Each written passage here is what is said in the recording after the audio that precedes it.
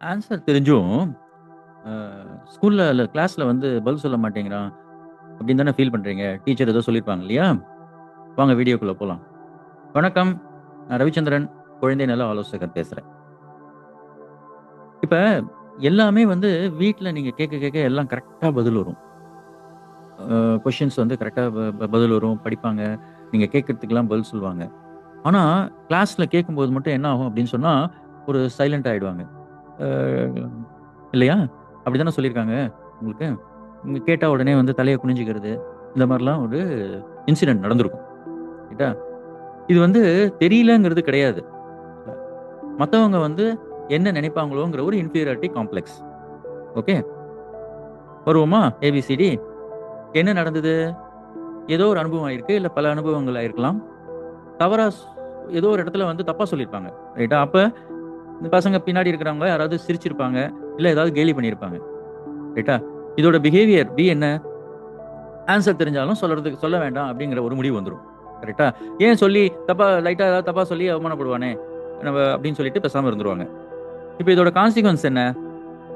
பேசாம இருந்தா நம்மளுக்கு வந்து ஒரு எம்பராஸ்மென்ட் இருக்காது.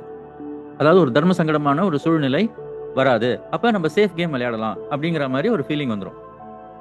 கரெக்ட்டா? இதுக்கு தான் வந்து அ என்ன சொல்லுவோம் அப்படின்னா, ஃபியர் ஆஃப் ஜட்ஜ்மென்ட் அப்படின்னு சொல்லுவோம் சைக்காலஜில. அப்படின்னா, மத்தவங்க வந்து நம்மள வந்து என்ன நினைப்பாங்கங்கிற ஒரு பயம் வருது இல்லையா?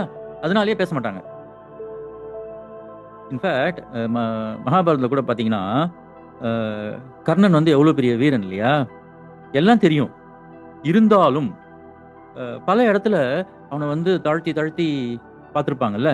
அதனாலேயே அவன் வந்து தன்னோட திறமைய வந்து வெளியிலேயே காட்ட முடியாம தயக்கமா இருந்தான் இல்லையா? இதுலேருந்து என்ன தெரியுதுன்னா, ஒரு மனுஷனுக்கு எவ் அ எவ்வளோ திறமை இருந்தாலும், தாழ்த்திட்டா வந்து அந்த திறமை வெளியில வராது. கரெக்ட்டா? தர்மம் அங்கீகாரத்தை பெற்றுத்தர வல்லது. வாழ்வில் ஒருவனுக்கு அவமானம் நேர்ந்தால் அவன் தர்மத்தை பின்பற்றத் தவறினான் என்பது பொருள்.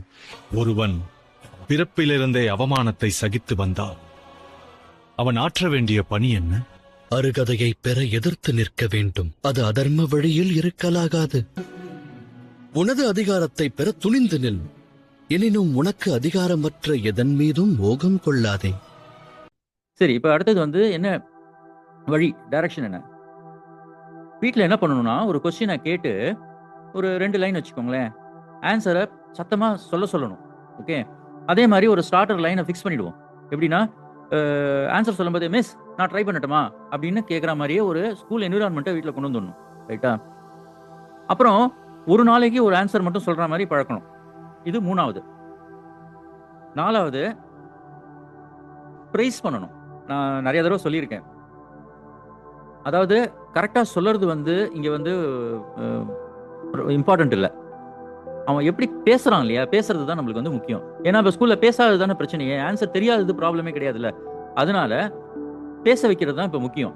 கரெக்ட் இல்லங்கிறது அப்புறம் அடுத்தது. பேச வச்சுட்டீங்கனாலே ஆட்டோமேட்டிக்கா எல்லாம் வந்துரும். ரைட்டா? அதே மாதிரி தவறா இருந்தாலும் பரவால்ல, ஒரு லைன் சொல்லு அப்படின்னு சொல்ல வைக்கணும். டீச்சர்ஸ் முக்கியமா இத ஃபாலோ பண்ணலாம். ரைட்டா? உங்களுக்கு தெரிஞ்சிருக்கும். பட் இருந்தாலும். ஒரு விஷயம் சொல்றேன். தெரியாம இருக்கிறதால பேச மாட்டான் அப்படிங்கிறது இல்ல. பயம் இருந்தா தான் பேச மாட்டாங்க. கடைசியா ஒண்ணு. பயம் இருந்துச்சுன்னா கிடைக்கிற வாய்ப்பு போயிடும். பேசினா டெஃபினட்டா வளர்றதுக்கான நெறைய அ ஒரு பெனிஃபிட் இருக்கு. கரெக்ட்டா? அடுத்த வீடியோல சந்திக்கிறேன். புடிச்சிருக்கும்னு நெனைக்கிறேன். புடிச்சிருந்தா YouTube சப்ஸ்கிரைப் பண்ணுங்க. Instagram ஃபாலோ பண்ணுங்க. அதுவரைக்கும் வணக்கம்.